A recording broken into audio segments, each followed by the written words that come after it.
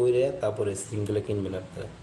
আমি আপনাদেরকে বারবার বলতেছি, কারণ আমি যখন সৌদি আরব নতুন আসছিলাম তখন আমি একটা সিম কিনছি। সিমে আমি কোনো কিছু করি নাকি, আমি শুধু টাকা ভরছি, টাকা ভরে আমি এমবি এমবি কিনছি, কথা বলছি। পরে আমি ব্যাঙ্ক অ্যাকাউন্ট করতে গেছি, যেমন আমার ব্যাঙ্ক অ্যাকাউন্ট লাগবে, ব্যাঙ্ক অ্যাকাউন্ট করতে গেছি, তখনকে দেখি যে আমার সিমে জরিমানা। এখন জরিমানা হইলো, এখন আমি তো জানি না যে কীভাবে জরিমানা হইলো, আমি জানি না কীভাবে জরিমানা হয়েছে।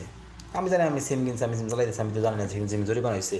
এবার সিমে দেখি 6,000 টাকা জরিমানা সিমের ভিতরে, 6,000 টাকা জরিমানা সিমের ভিতরে।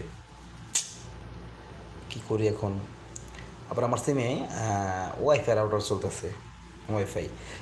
এদেশের ওয়াইফাই চলে হলো সিমের মাধ্যমে, ঠিক আছে?